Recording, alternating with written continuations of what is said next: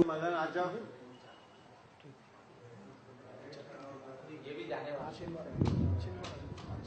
एक थोड़ा जोश आ जाने दीजिए, उसके बाद गाने बोलना है। मेरा गाना ही बोलना है, मगर कुछ बातें ऐसी हैं जो गाने में नहीं बोल ही देने चाहिए।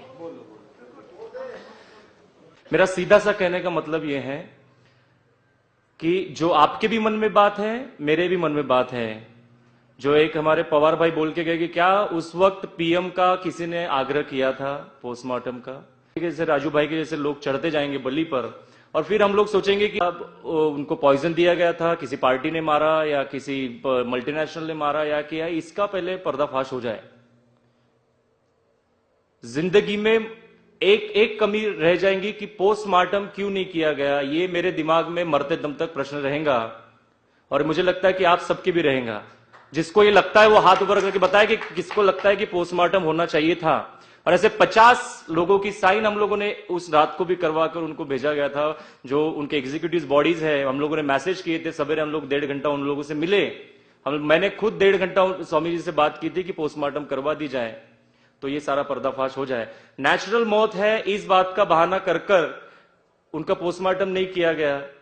अगर पोस्टमार्टम हो जाता, शायद कुछ पोस्टमार्टम निकलती तो शायद स्वाभिमान बंद हो जाता। इस डर से नहीं किया। स्वाभाविक मौत नहीं है, और मैं जिंदगी भर ये कहता रहूंगा। हर उस व्यक्ति से कहूंगा जो इस चीज को मानता हो या न मानता हो, इस चीज से जुड़ा हो या न जुड़ा हो।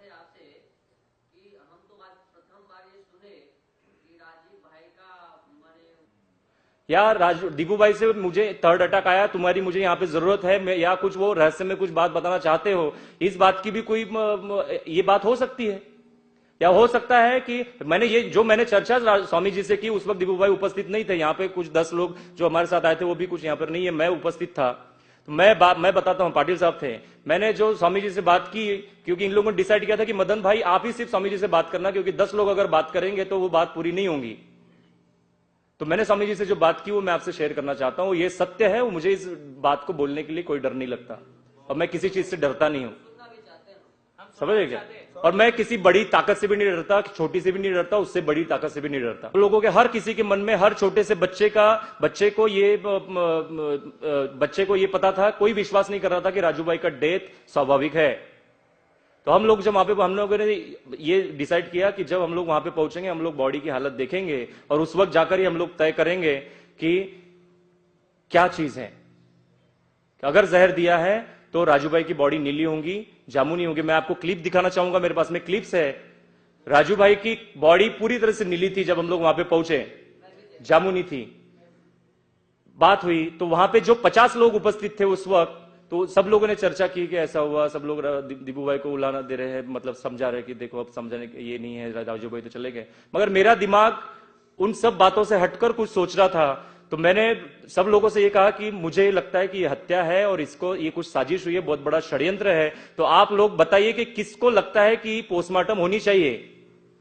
तो वहां आपने जैसे भी हाथ ऊपर किया ना, वहां पे सब लोगों ने हाथ ऊपर किए। और एक हमारे पास में कोई डॉक्टर थे, उन्होंने कहा कि हमारे पास में एग्जीक्यूटिव, हम लोग अभी क्या कर सकते हैं। उस वक्त रात के 11 बज रहे थे रात के, तो हम लोग अभी तो स्वामी जी से नहीं मिल सकते कि इनकी पोस्टमार्टम होनी चाहिए। तो हम लोगों ने उनके एग्जीक्यूटिव बॉडीज के नंबर्स लिए, और उन सबको अपने अपने नाम से मैसेज किया कि पूजनीय स्वामी जी, हम सब लोग जो आपको मैसेज कर रहे हैं, हम चाहते हैं कि हमारे शंका समाधान के लिए और देश के शंका समाधान के लिए हम आपके इसका पोस्टमार्टम हो जाए और सारा खुलासा हो जाए, हम लोग चाहते हैं, और ये देश के हित में है। नहीं तो आपके ऊपर भी कल उंगलियां उठेंगी। ये मैसेज सब लोगों ने सेंड किए, 50 लोगों ने रात को।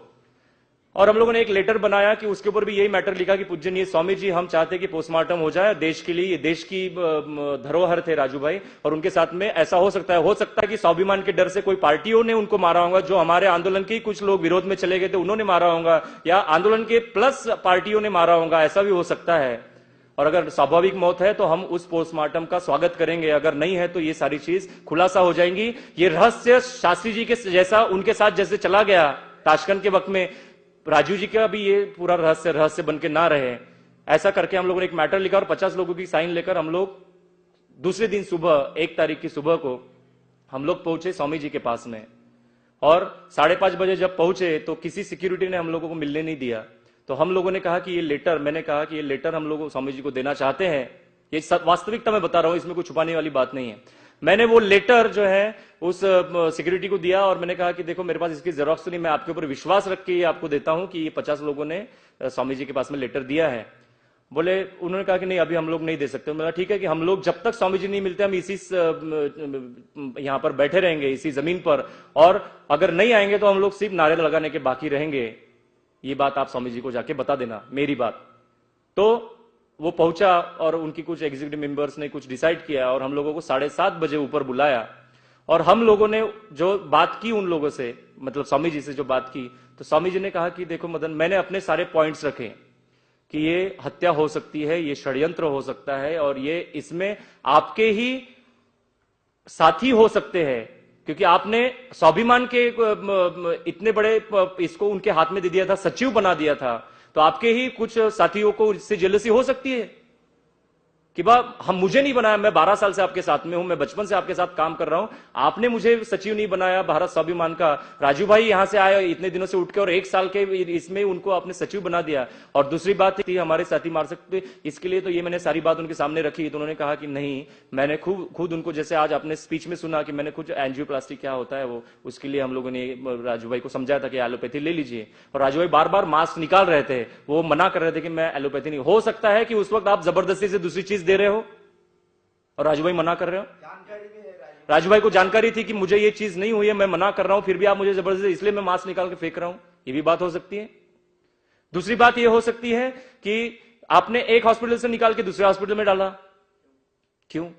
दूसरी बात कि उनकी बॉडी नीली पड़ी, तो आपने मुझे, जब मैंने ये क्वेश्चन उनके सामने रखा कि उनकी बॉडी नीली क्यों हुई, तो वो कहते हैं कि हमने बॉडी जब किसी एरोप्लेन में लाई जाती है तो उस वक्त 2 दिन के लिए रखना है या 1 दिन के लिए रखना है, तो उस वक्त उनको इंजेक्शन दिया है, तो उसके कारण वो बॉडी नीली हो गई।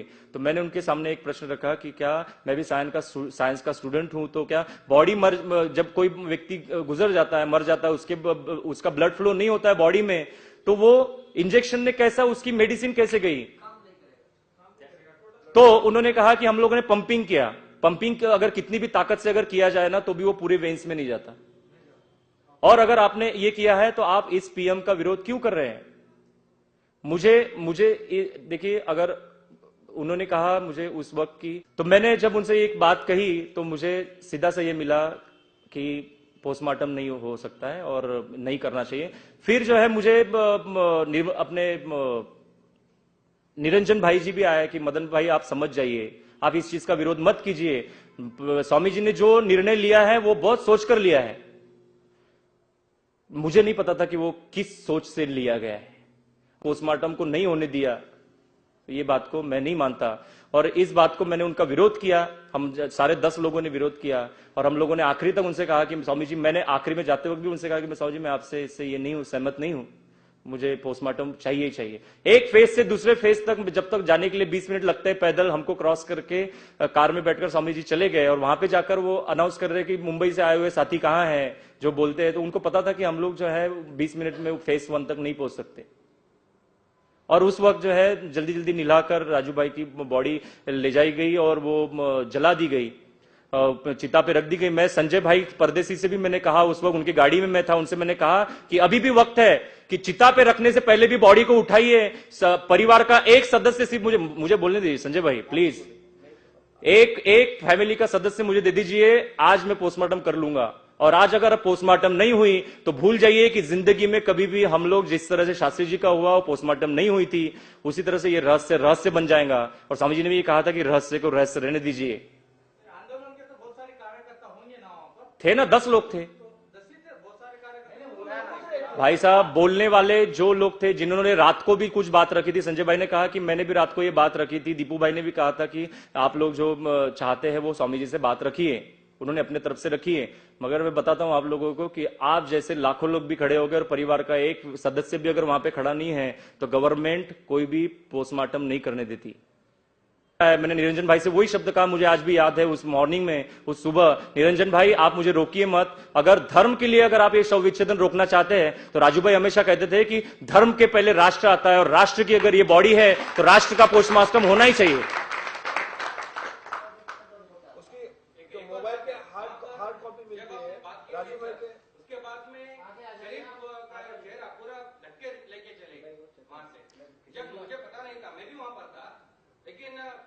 भाई साहब 3:30 बजे जब मैं पहुंचा तो वहाँ खुला था। जब 7 बजे वहां पर पहुंचा तो पूरा कपड़े से उसको बंद कर दिया था उन्होंने। नहीं, मुझे देखिए पहले क्या हुआ क्या नहीं हुआ उससे मुझे कुछ लेना नहीं था। जब मैं रात को 10 बजे पहुंचा, मैंने जब देखा कि मेरे भाई की बॉडी नीली और जामुनी क्यों पड़ी है, तो मेरे मन में सर मेरा खराब हो गया और मैंने कहा कि मुझे अब जो करना चाहिए वो मैं करूंगा। तो मैंने लोगों से बात की और मैं अकेला नहीं था, मेरे साथ में 50 लोग थे कि जो मुझे सपोर्ट कर रहे थे, जिन्होंने लेटर लिखकर अपनी साइन लेकर ये कि जब आपको आपके एग्जीक्यूटिव मेंबर्स को आपको ये पहुंचाया जाता है कि मैसेज दिए जाते हैं, आपको लेटर में भी दिया जाता है कि पोस्टमार्टम होनी चाहिए और सारा देश आपके ऊपर उंगली उठाएगा कि पोस्टमार्टम क्यों नहीं कर रहे हो। और आज से ये कई और ये पूरे देश में ये बात है कि शायद हो सकता है कि रामदेव बाबा ने ही या उनके ही किसी व्यक्ति ने इनको ये किया हो, उनके संस्था की कुछ बातें पता चल गई हो, राजू भाई को कुछ ऐसे गहन राज पता चल गए हो जो वो आने नहीं देना चाहते हो, ऐसी भी बात हो सकती है। ये सारे इतने सारे क्वेश्चन से मैं बता रहा हूं कि फ्रीडम प्रोटेक्ट द फ्रीडम एक साइट एक भाई राजपुरा के एक उन्होंने शुरू की थी, उसके बाद 6 दिन में 450 रिप्लाईज आए हैं। वो आप उसके डेटा से वो आप खोल के उसमें जरूर पढ़िएगा। यूके से लेके तो दुबई से लेके सारे लोगों ने उसमें लिखा है कि कितना भी पैसा लगे राजू भाई का पोस्टमार्टम होना चाहिए था, राजू भाई के इस बात का खुलासा होना ही चाहिए।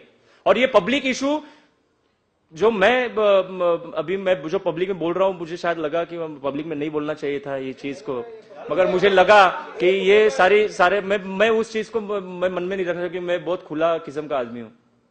और मतलब कितने भी लोग मुझे बोले कि यार इस बात को पब्लिकली न हो और वो शायद वो बातें छुप जाएंगी, वो बातें छुप गई है, समझ गया। कितने भी हम लोग खोजें कि अभी हमारे पास में क्या है, हड्डियां, बराबर। हड्डियों का हम लोग जो अगर लेबोरेटरी में भेजकर भी अगर हम लोग उसका पूरा ये करें तो भी 2 या 3% की उसकी संभावना है कि उसमें क्या है। पोस्टमार्टम से एक इंजेक्शन खून निकालकर भी हम लोग अगर उनके बॉडी से अगर करवाते तो उसमें से भी निकल सकता था। और अगर आपकी हम लोगों ने ये भी उनसे कहा कि टीम जो है, आप अगर इस पूरे बॉडी को वहां नहीं ले जाना चाहते तो वो वहां की डॉक्टरों की टीम यहां पर आ जाएंगी और वो टीम जो है वो यहां पर काम करेंगी और वो 2-4 घंटे में रिजल्ट आ जाएगा। मगर वो नहीं हुआ और ये रहस्य बन के रह गया दोस्तों। और वो मेरे मन में भी रह गया, आपके मन में भी रह गया, हर देश के उस बच्चे के मन में रह गया कि रहस्य क्या था। सिर्फ एक ही बात मुझे लगती है कि जो सिर्फ एक स्टोरी, मुझे तो ये सारी वो डॉक्टरों की रिपोर्ट्स भी जो है, आपके पास रिपोर्ट्स हैं संजय भाई, तो मतलब कि जो रिपोर्ट्स है, रिपोर्ट्स बनाई जा सकती है दोस्तों, डॉक्टर मैनेज किए जा सकते हैं। पोस्टमार्टम अगर हो जाती तो शायद उसमें से कुछ निकलता, बस उतना ही हमारे पास में कुछ था जो राजू। और मैं 150% 200% ये बताता हूं कि राजू भाई की ये स्वाभाविक मौत नहीं है। और उसी इसमें जो उस वक्त वहां पे कुछ लोग उपस्थित रहे होंगे, उसी वक्त एक लेडी भी वहां पे थी जिसका नाम है, मैं नाम नहीं लेना चाहूंगा, तो नाम नहीं लेना ही ठीक है। तो उस डॉक्टर ने भी बाबा के इस व्याख्यान के बाद में उन्होंने उंगली उठा के कहा था कि आप जो बोल रहे हैं ना ये सारी बातें झूठ है। वो वहां पे डॉक्टर रह चुकी है 1.5 साल तक। उस लेडी ने कहा था कि राजू भाई के ये संदेहास्पद है, राजू भाई के पीछे क्या क्या हो रहा था ये मुझे पता है।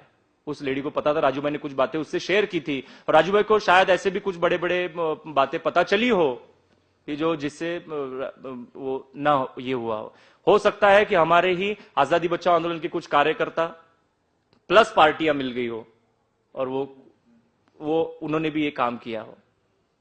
क्योंकि ये सपने में भी आप मत सोचिएगा कभी भी कि राजू भाई को हार्ट अटैक की शिकायत से ही राजू भाई गए हैं। आपके जैसे मेरे जैसे कितने सारे लोगों को उन्होंने होम्योपैथी से ठीक किया है, योगा से ठीक किया है, नेचुरोपैथी से, आयुर्वेद से ठीक किया है। ये शायद आपको यकीन नहीं होगा मगर ऐसे हजारों लोग हैं।